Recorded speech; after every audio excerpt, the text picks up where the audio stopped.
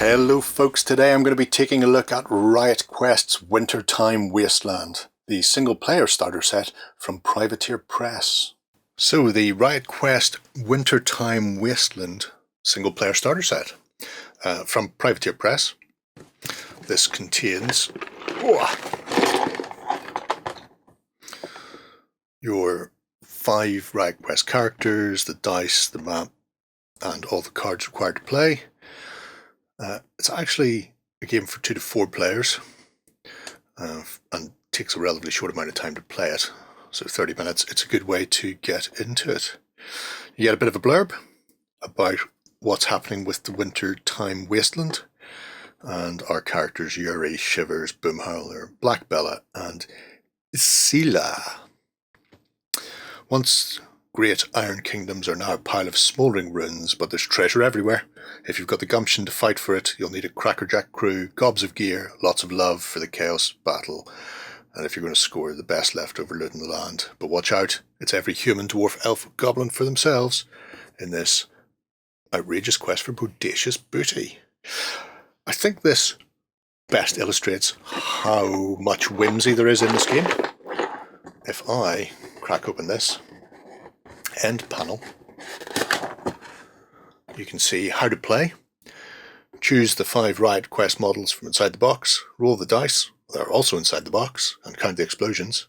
Knock your characters, or knock out your opponent's characters because they have loot. Grab the loot because that's why you got up this morning. Laugh hysterically, rinse and repeat. You can also learn to play at riotquest.com. So let's see what's in here then. Spoilers, I've already been in here opening packets. So we have a set of dice, a set of cards, some more cards, all of our miniatures, which I will come back to in a moment.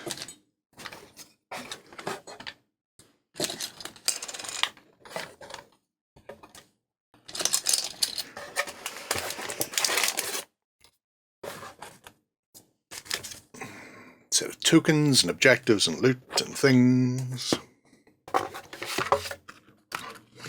and then the actual hex map board itself, which is very nice, single-sided, but very, very nice. So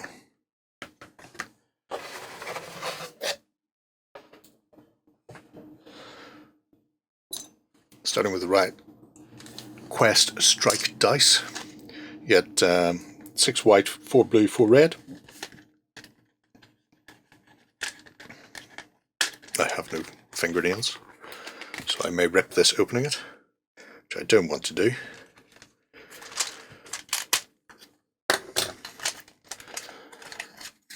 So the dice, along with a single d6. As you can see, white are particularly bad.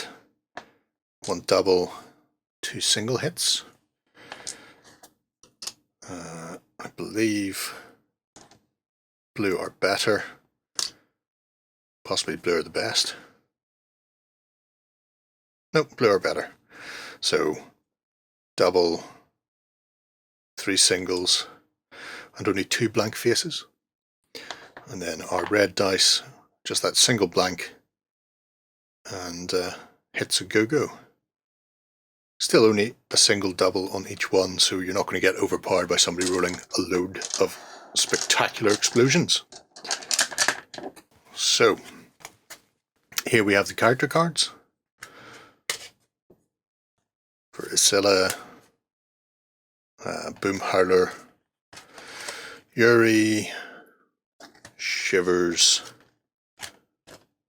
Black Bella, and Iris, Fortune Hunter, with their fluff on the other side, so you know all about them. Pause if you want to read it.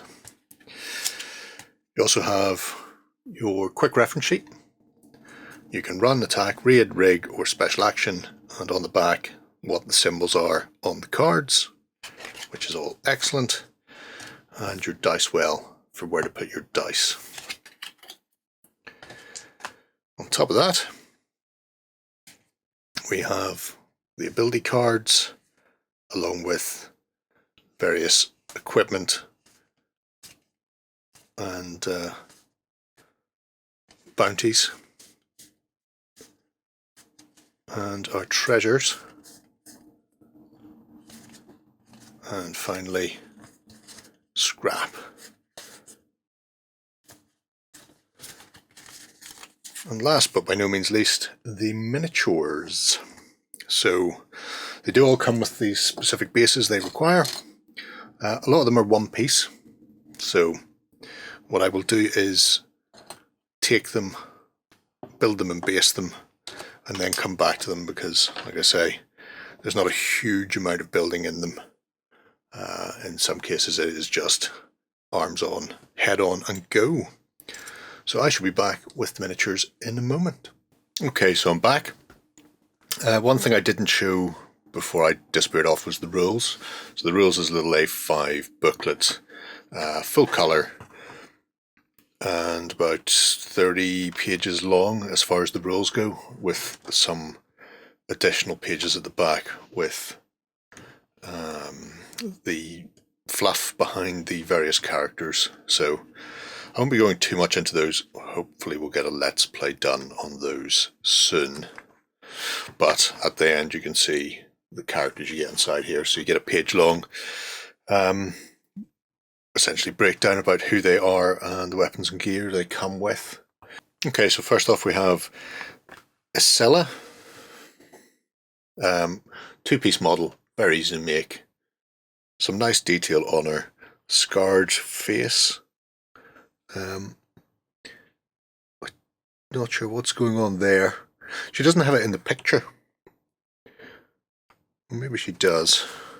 Very difficult to see there on the artwork, but you can see here she has that sort of more defined rather than blank, I suppose, mask. So very flat on one side, grizzled on the other. Only had to put on this feathered headdress, and she's ready to start using her toxic ice magic. So very nice model.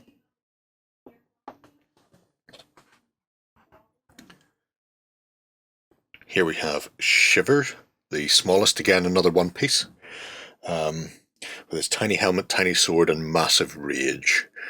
So again, very cute little character. I like the cartoon feel that they have with them. It just sort of gives them another look. They feel inside the universe, but at the same time a little more over the top and cartoonesque, which makes sense for this type of game. Then we have the big guy, Boom Howler. So now he does appear to be repelling the super glue I'm trying to use on his base. I don't know what's going on there because he's been cleaned, so it's not mold release. Very clean cast. This axe with the two lower arms are one piece. So what I found I had to do was push it into place and angle it to get the join to happen. So it's not particularly bad. It just means you will probably find that there's a slight gap on one side that you'll need to deal with. And then he has his loot on the back, including a bunch of grapes in his casket. And there's a poor warjack being used as a pauldron. So again, not overly.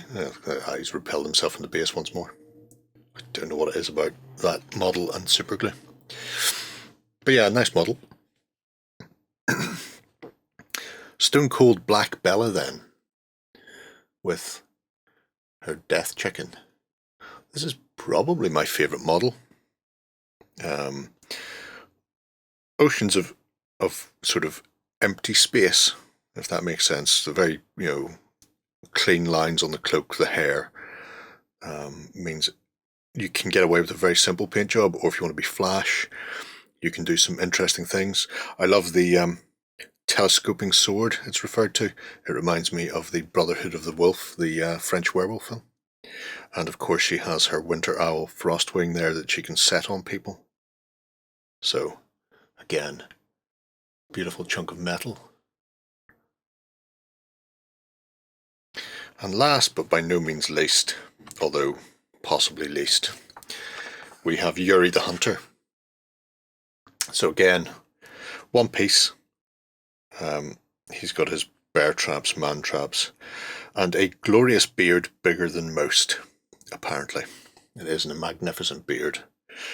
Again, really nice model, and it's interesting within the set that you go from having a very heavily textured figure like this to people like Isella or Stoneheart, where they have less over the top, not even over the top, I suppose, just less sculpted detail and more sort of flat areas.